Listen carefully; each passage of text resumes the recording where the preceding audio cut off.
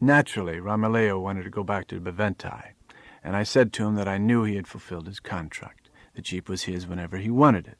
However, I asked, how can I go back to the States now? I might as well take the .375 and blow my brains out on the spot as go home. What you mean, sir? Said Ramaleo. I mean, Ramaleo, that I went into the world one last time to accomplish certain purposes, and you saw for yourself what has happened. So if I quit it this time, I'll probably turn into a zombie. But it's your choice. I can't give any orders now, and I leave it up to you. If you're going to Bavente, it will be by yourself. You go on alone, sir, he said, surprised at me. If I have to, yes, pal, I said, for I can't turn back. It's okay. I have a few rations and 4 $1,000 bills in my hat, and I guess I can find food and water on the way. I can eat locusts. If you want my gun, you can have that too. No, said Ramaleo, after thinking briefly about it. You no go on alone, sir. You're a pretty regular guy. You're a good man, Ramaleo. I may be nothing but an old failure, but that's what I think. So, I said, what's ahead of us? Where'll we go? Maybe Wari, he said. Oh, the Wari. Prince Itella went to school with her king. What's his name? Dahfu. I picked up more than my share of the burden and said, let's go. I haven't got much hope, but all I know is that at home I'm a dead man. We traveled 8 or 10 days through country very like the Hinjagara Plateau. After the 5th or 6th day, the character of the ground changed somewhat. There was more wood on the mountains, although mostly the slopes were still sterile. Mesas and hot granites and towers and acropolises held onto the earth. I mean, they gripped it and refused to depart with the clouds which seemed to be trying to absorb them. I said, what would the Wari say if they knew who was traveling in their direction? I no, sir. Dem no so good people like our Niwi.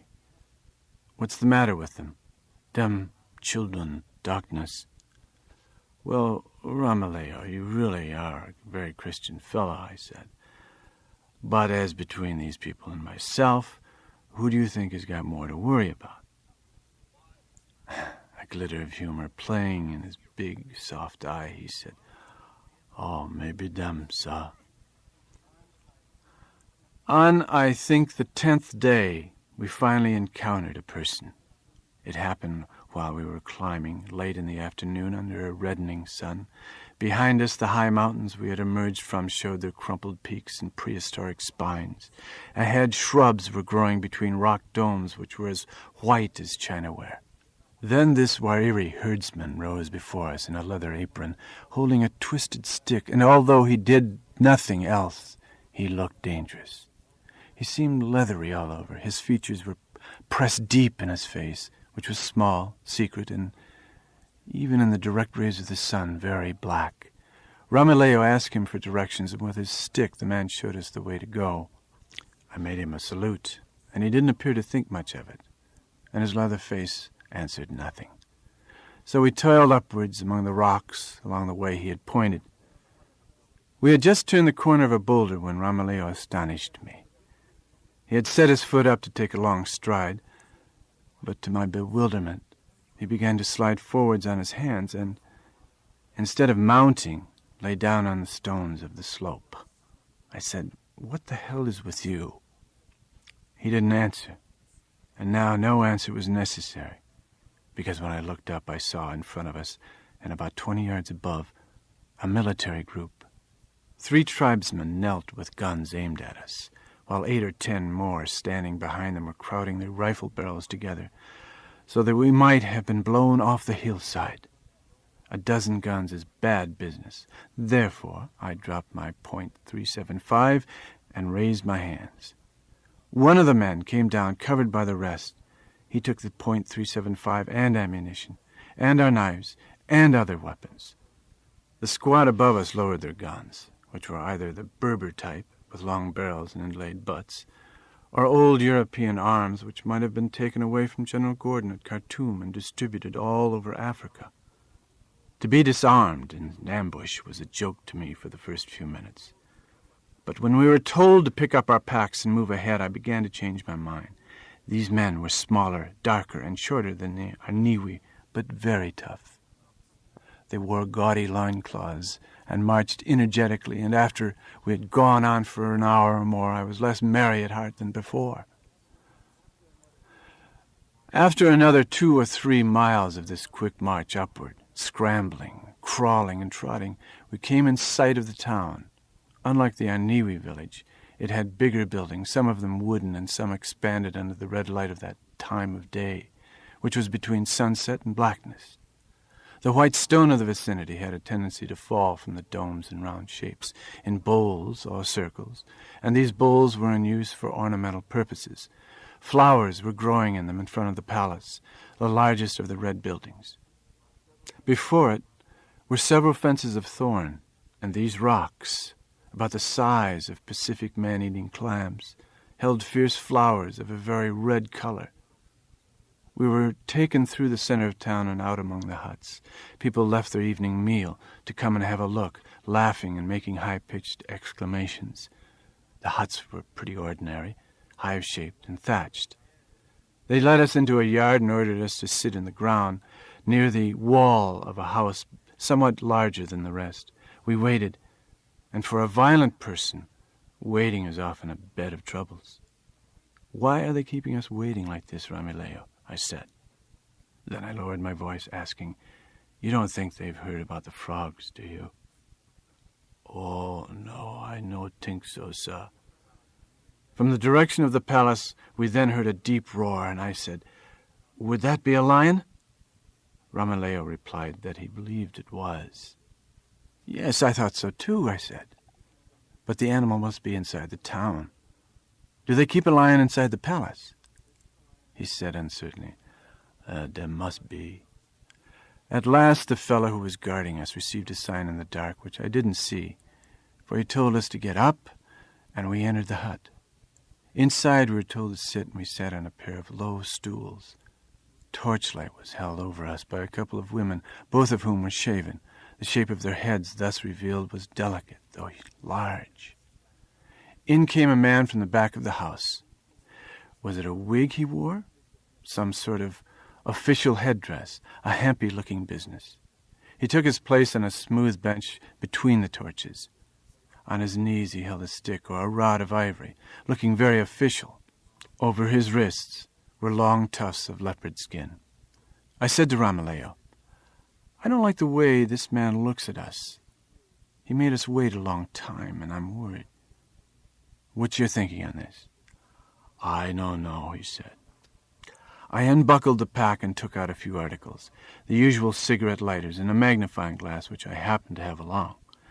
These articles, laid on the ground, were ignored. "Where is the king?" I said to Ramileo. "This gentleman is not the king, is he? The king knows English. Tell him I want to go straight to His Royal Highness." "Whoa, no, sir," said Ramileo. "We no tell him police." "Ah, you're kidding." But actually the fellow did examine me like a police official. He was very grim and businesslike. We had come from Bavente how long ago? How long had we stayed with the Aniwi, and what were we doing? I held my good ear listening for anything resembling the words of cistern, water, or frog, though by this time I was aware that I could trust Ramileo, and that he would stand up for me. However, Ramileo must have reported the severe drought back there on the Aniwi River, for this man, the examiner, declared positively that the Wari were going to have a ceremony very soon and make all the rain they needed. A skeptical expression came over my mouth, which I had the presence of mind to conceal. "Ask him," I said, "why our guns were taken away and when we'll get them back." The answer was the Wari did not permit outsiders to carry arms in their territory. The examiner showed a row of unusually mutilated teeth. Was he laughing? Then he spoke, Ramileo translating. What was the purpose of my trip? Again, that question. Again! I knew no more how to reply than when Willatali had put it to me. What was I going to tell this character? that existence had become odious to me. It was just not the kind of reply to offer under these circumstances. I concluded that the best thing would be to try to snow him a little. So I said that I had heard many marvelous reports about the Wari. As I couldn't think of any details just then, I was glad that he didn't ask me to be specific. "Could we see the king?" "I know a friend of his, and I am dying to meet him," I said. "The king," Ramaleo translated, "wanted to see me tomorrow and to talk to me in my own language." "That's wonderful," I said. "I have a thing or two to ask him." "Tomorrow," Ramaleo repeated. "King Dahfu wanted to see me, in the morning, before the day-long ceremonies to end the drought were begun." We were then conducted to a hut and left alone, unguarded. The village was asleep, and in a short while so were we. It had been a long, hard day. All too soon the roosters were screaming, and I awoke. As this was a day of festival, the town was already beginning to jump. People were running about, and a sweet, spicy smell of native beer burst from the straw walls. The drinking here had begun apparently at sunrise. There was also a certain amount of what seemed to be drunken noise. Then, with a sort of fast march played on drums, deep drums carried by women of unusual stature, there came into the street a company of people carrying large state umbrellas. Under one of these, a large fuchsia-colored business of silk, marched a burly man. One of the other umbrellas had no user, and I reckoned correctly that it must have been sent for me. "See," I said to Ramaleo, "they wouldn't send that luxurious-looking article for a man they disapproved of. I think we have nothing to worry about." The heavily built man extended his burly arms towards me, holding his head and smiling in such a way as to show that he was welcoming me affectionately. He turned out to be Horko, the king's uncle. The dress he wore, of scarlet broadcloth, was banded about from his ankles over his chest and up to the armpits. This wrapping was so tight as to make the fat swell upward under his chin and into his shoulders. 2 rubies dragged down the soft flesh of his ears. As he stepped out of the shade of his umbrella, the sun flared richly into his eyes and made them seem as red as black. His hair grew tight and small, peppercorn style, in tiny drop-like curls. Genial, he gave me his hand to shake, in civilized manner, and laughed. Adopting my mood to his, I laughed too, and I poked Ramaleo in the ribs and said, See? What did I tell you?" Cautious, Ramaleo refused to be reassured on such slight evidence. Villagers came about us, laughing with us, shrugging their shoulders and making pantomimes about me. The Amazons, dressed in sleeveless leather vests, pushed them away. Corset-like vests were the only garments worn by these large women, who were rather heavy or bunchy in build, and unusually expanded behind. Shake, I said to Horko, and he invited me to take my place under the vacant umbrella. "Me, Horko," he said. "Dahfu uncle." "Oh, you speak my language," I said. "How lucky for me. And King Dahfu is your nephew, is he?" "Hey, what do you know? And are we going to visit him now?" "Me, uncle, yes," she said. Then he gave a command to the Amazons, who at once made an about-face and began to pummel out the same rhythm on the bass drums. "Go to palace," said Horko. I said, "Ramaleo, where is my man Ramaleo?" I wanted him by my side. He was allowed to walk behind me in the procession, carrying all the gear. We marched, the drumming Amazons before us and behind. Our route was lined with spectators, some of them bending over to spy out my face under the combined cover umbrella and pith helmet. Shrill noises, squeals, and monkey shrieks swirled over the pounding of drums. We had left the narrow lanes and were a large thoroughfare approaching the palace. Sentries opened the gate. Here were the hollow stone bowls of yesterday, with their hot flowers resembling geraniums, and here was the palace. It was 3 stories high, with open staircases and galleries, quadrangular and barn-like. At ground level, the rooms were doorless, like narrow stalls, open and bare. Here there could be no mistake about it. I heard the roar of a wild beast underneath. No creature but a lion could possibly make such a noise. Otherwise, relative to the streets of the town, the palace was quiet. In the yard were 2 small huts like doll houses, each occupied by a horned idol, newly whitewashed. We started to march towards one of the staircases, where was Ramaleo. I asked Horko. He smiled and said, "Oh, fine, oh, fine." The outdoor staircase, wide, leisurely, and rambling, took a turn and brought us to the outer side of the building. Then we came up to the 3rd floor, where King Dahfu had his quarters. At the door of the king's apartment, Horko withdrew. I had not expected this, and I said, "Hey, where you going?" But one of the Amazons took me by the bare arm and passed me through the door. Before I saw Dahfu himself, I was aware of numbers of women.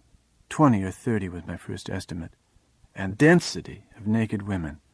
Their volupte, only a French word would do the job here, pressed upon me from all sides. The heat was great, and the predominant odor was feminine. Seated by the door on a high stool was a gray, heavy old woman in the Amazon's vest, plus a garrison cap of the sort which went out of date with the Italian army at the turn of the century. On behalf of the king, she shook my hand. "How do you do?" I said. The king! His women cleared a path for me, and I saw at the opposite end of the room, extended on a green sofa about 10 feet in length, crescent-shaped, with heavy upholstery. On this luxurious article he was fully at rest, so that his well-developed athletic body in knee-length purple drawers of a sort of silk crepe seemed to float, and about his neck was wrapped a white scarf embroidered in gold. Matching slippers of white satin were on his feet. I felt admiration as I sized him up. Like myself, he was a big man, 6 feet or better by my estimate, and sumptuously at rest. Women attended to his every need. Now and then one wiped his face with a piece of flannel, and another stroked his chest, and one kept his pipe filled and lit and puffed at it for him to keep it going. A stool was placed for me about 5 feet from this green sofa. I sat. Between us, in a large wooden bowl, lay a couple of human skulls, tilted cheek to cheek. The king observed how warily I looked at them and appeared to smile. His lips were large and tumid, the most negroid features of his face, and he said, "Do not feel alarm. These are for employment in the ceremony of this afternoon." Some voices, once heard, will never stop resounding in your head. From the first words, I recognized his as being such a one. I leaned forward to get a better look. The king was much amused by my spreading my hands over my chest and belly as if to retain something, and sat up to examine me. "I must request forgiveness from you," he said, "for not arising to a handshake. I ask my generalist tattoo to act for me because I am so reluctant to rise, in principle." "Is that so?" I said. "The less motion I expend and the more I repose myself, the easier it is for me to attend to my duties, all my duties, including also the prerogatives of these many wives. You may not think so on first glance, but it is a most complex existence requiring that I husband myself. Sir, tell me frankly, do you envy me?" This was not the moment to tell lies. "Do you mean, would I change places with you?" "Well, hell, Your Highness, no disrespect intended. You seem to me to be in a very attractive position. You are in the bosom of your people. They need you. Look how they stick around and attend to your every need. It's obvious how much they value you." "While I am in possession of my original youthfulness and strength," he said. "But have you any conception of what will take place when I weaken?" "What will?" These same ladies, so inordinate of attention, will report me, and then the Bunam, who is chief priest here, with other priests of the association, will convey me out into the bush, and there I will be strangled. Oh, no, Christ, I said. Indeed so. I am telling you, with utmost faithfulness, what a king of the Wari may look forward to. The priest will attend until a maggot is seen upon my dead person, and he will wrap it in silk and bring it to the people. He will show it in public, pronouncing and declaring it to be the king's soul, my soul. Then he will re-enter the bush, and, a given time elapsing, he will carry to town a lion's cub, explaining that the maggot has now experienced a conversion into a lion. And after another interval, they will announce to the people the fact that the lion has converted into the next king. This will be my successor. Strangled? You? That's ferocious. What sort of outfit is this? Do you still envy me? Said the king. Then, without waiting for an answer, he changed the subject.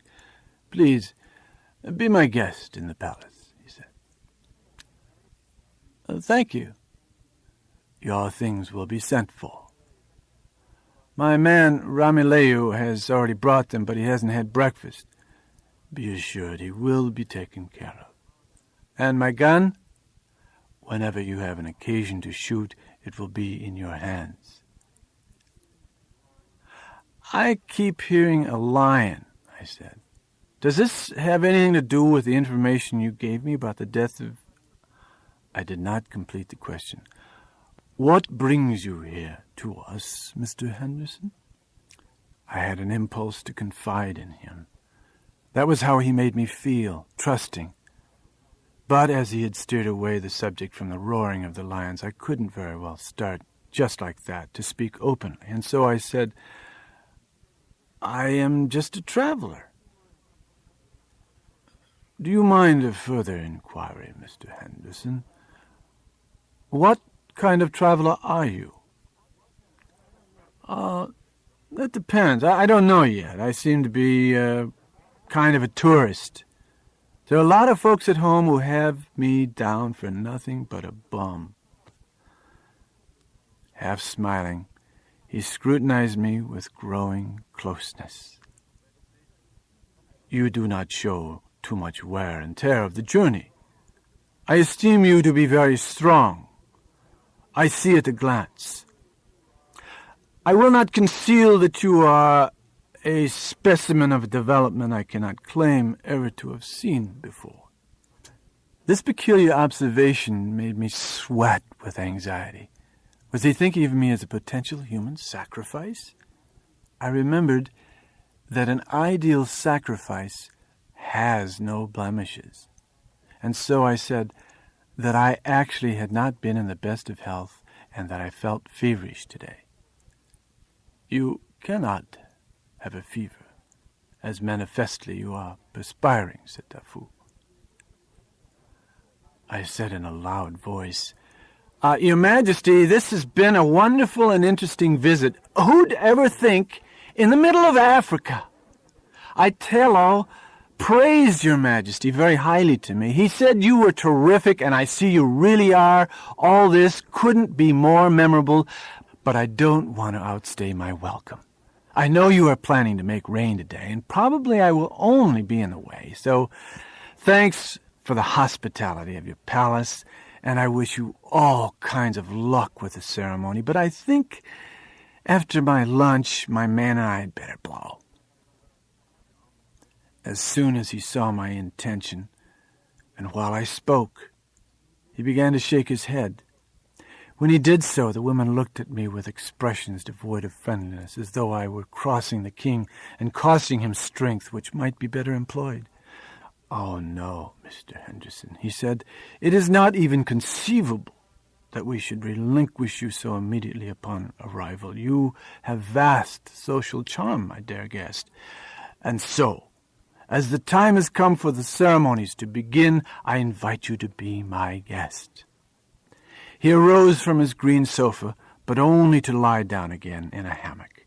Amazons dressed in the short leather waistcoats were the bearers. 4 on either side put their shoulders to the poles, and these shoulders, although they were Amazons, were soft. Physical capacity always stirs me, especially in women. At His Majesty's request, I walked beside him, down the stairs and into the courtyard. He did not lie lazily in his hammock. His figure had real elegance. It showed his breeding.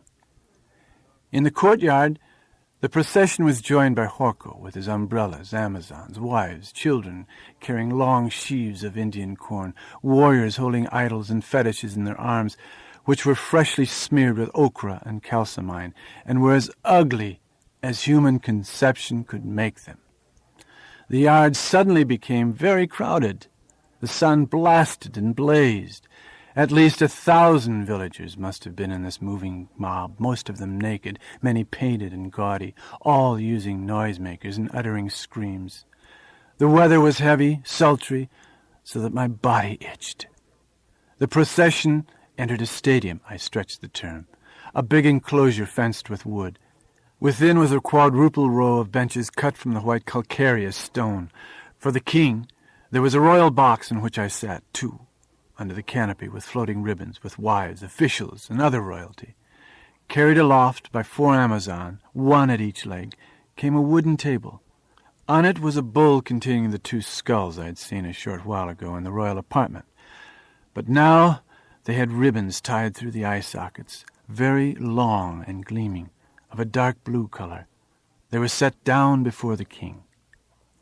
Meanwhile, Horko went to his box on the king's left and sat down with the examiner who had kept me waiting last night, the character whom Dahfu called the Bunam, and the wrinkled old black leather fellow who had originally sent us into the ambush. "Who is that man all wrinkled like a Greek olive?" I said. "Beg pardon," said the king. "With the Bunam and your uncle." "Oh, of course, a senior priest, diviner of a sort." Several squads of Amazons lined up with muskets and started to aim at the sky. These large women began to fire salutes, first in honor of the king and the king's late father, Gamilo, and for various others. Then, so the king told me, there was a salute for me. "For me? You're kidding, Your Highness," I said. But he was not, so I asked him, "Should I stand up?" "I think it would be widely appreciated," he said. And I got to my feet, and there were loud shrieks and screams. I was beginning to feel the spirit of the occasion.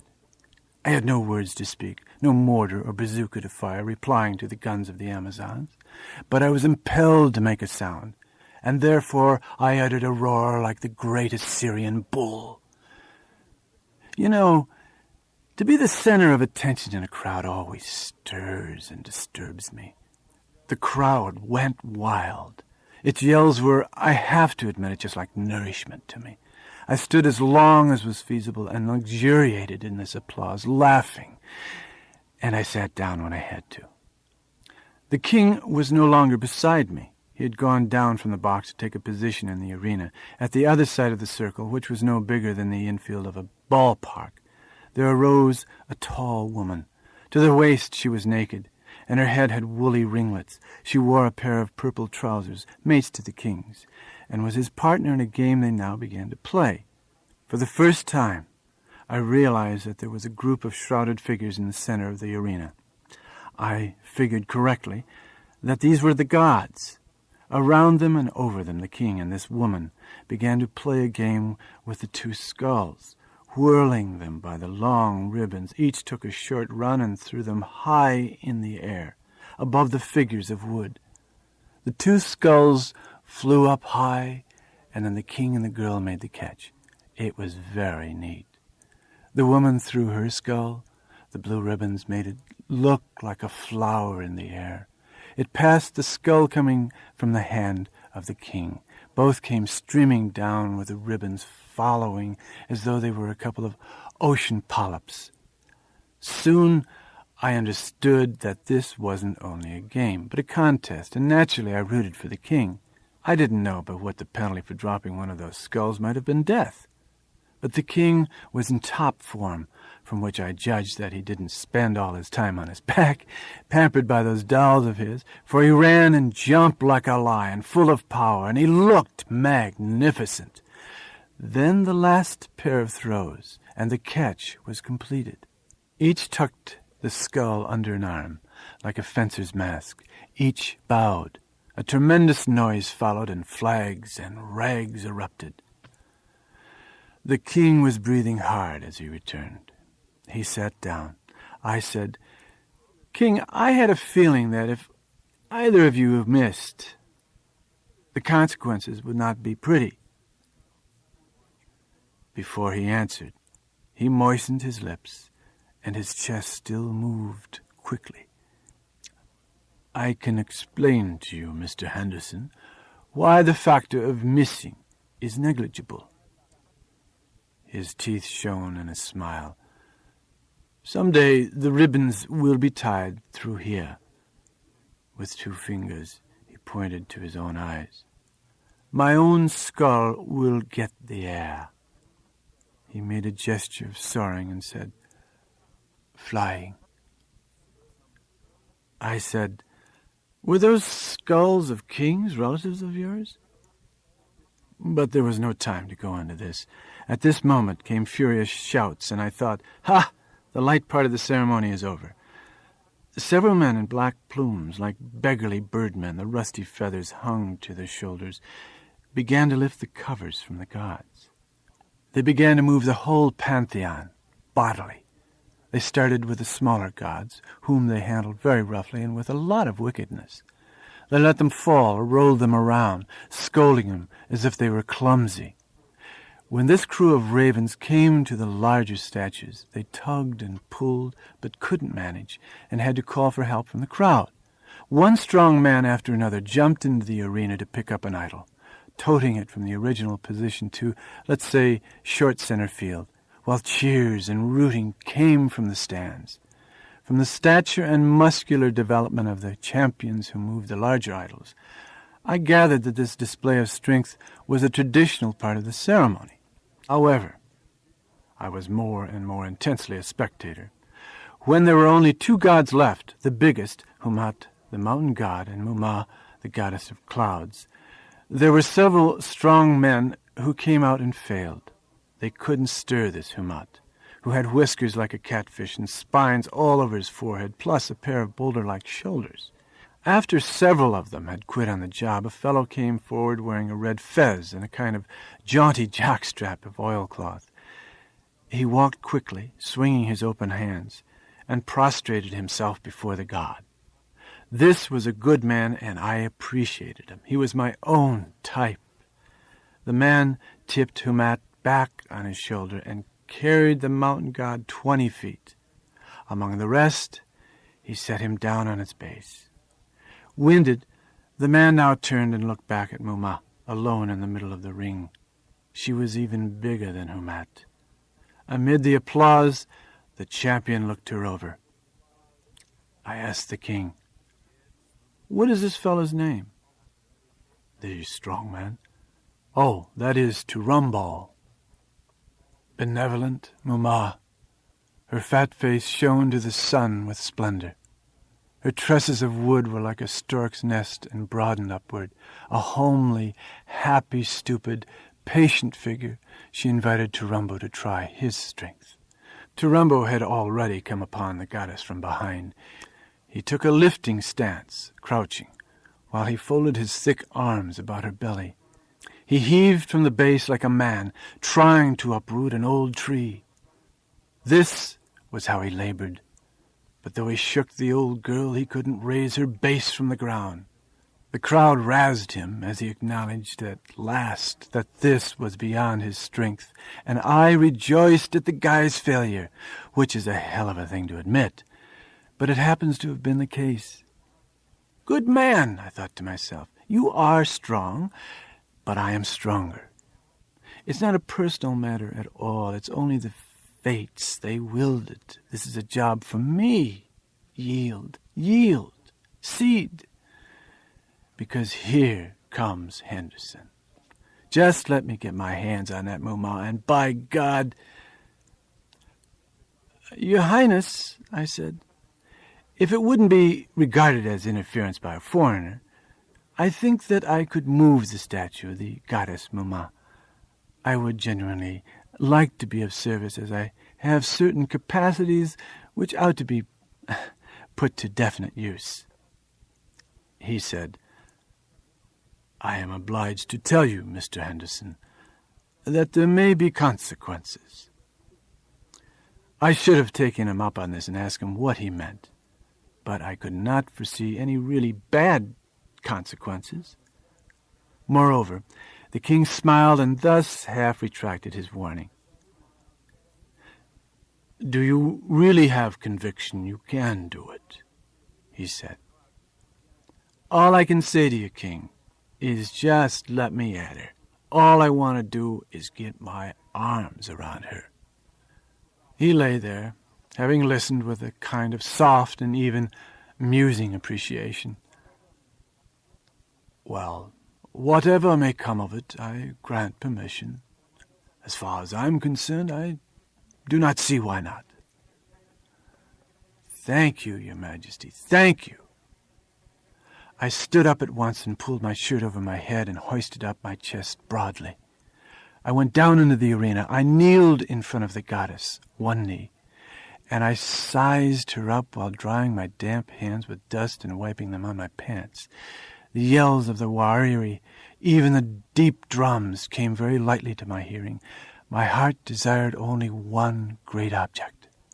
I had to put my arms about this huge Muma and raise her up. As I came closer, I saw how huge she was. She had been oiled and glittered before my eyes. Never hesitating, I encircled Muma with my arms. I wasn't going to take no for an answer. I pressed my belly upon her and sank my knees somewhat. She smelled like a living old woman. Indeed, to me she was a living personality, not an idol. We met as challenged and challenger, but also as intimates. I laid my cheek against her wooden bosom. I cranked down my knees and said to her, "Up you go, dearest. No use trying to make yourself heavier. If you weighed twice as much, I'd lift you anyway." The wood gave to my pressure, and benevolent Muma, with her fixed smile, yielded to me. I lifted her from the ground and carried her 20 feet to her new place among the other gods. The Wari jumped up and down, screaming, singing, raving, hugging one another and praising me. I stood still. There, beside Muma, I myself was filled with happiness. I was so gladdened by what I had done that my whole body was filled with soft heat, with soft and sacred light. My spirit was awake, and it welcomed life anew. I was still alive and kicking, and I had the old Gruntu Molani. Beaming and laughing to myself, yes, sir, shining with contentment, I went back to sit beside Dahfu's hammock and wiped my face with a handkerchief, for I was anointed with sweat. "Mr. Henderson," said the king, "you are indeed a person of extraordinary strength. I could not have more admiration." "Thanks to you," I said, "for giving me such a wonderful chance." I was grateful to him. I was his friend. In fact, at this moment, I loved the guy. After this feat of strength, when the sky began to fill with clouds, I was not as surprised as I might have been. From under my brows I noted their arrival. I was inclined to take it as my due. The Wari, however, were still demonstrating in my honor, flaunting flags, clattering rattles, and ringing handbells while they climbed over one another with joy. I pretended not to notice. "But look who's here," I said. It was a Bunam. He had his arms full of leaves and wreaths. Next to him, proud and smart in her Italian-style garrison cap, was the generaless, the leader of all the Amazons. Accompanying her were more of these military women in their waistcoats of leather. They were strangely equipped. 2 of them carried skulls on long, rusty iron standards, while others held fly whisks made of strips of leather. Now the drummers joined the group. "What do they want?" I asked Dahfu. He parted his lips and said, "Now, Mr. Henderson, we have news for you. The man who moves Muma occupies, in consequence, the position of Rain King of the Wari. The title of this post is the Sango. You are now the Sango. That is why they are here." So I said, vigilant and mistrustful, "Give it to me in plain English. What does it mean? There's something about it that begins to make me uneasy." "Oh, Henderson," said the king, "such suspicion. What made you think harm is imminent for you?" "Why are they looking at me like that?" "You do not have a solitary item to fear," said Dahfu. "It is innocuous. They require your attendance to cleanse ponds and wells. They say you were sent for this purpose." "Mr. Henderson, you indicated earlier it was enviable to be in the bosom of the people. That is where you now are." "Yes, but I don't know the first thing about it. Anyway, you were born that way." "Well, do not be ungrateful, Henderson. It is evident you too must have been born for something." The examiner came up behind and lifted off my helmet, while the old generaless removed my shoes. And after this, useless to resist, she took off my Bermuda shorts. This left me in my jockey underpants, notably travel-stained. As the Bunam dressed me in vines and leaves, the generaless began to strip me of even the last covering of cotton. The air was my only garment now.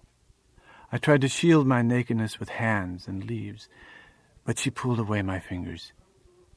Everyone began to yell, "Sango, Sango, Sangole!"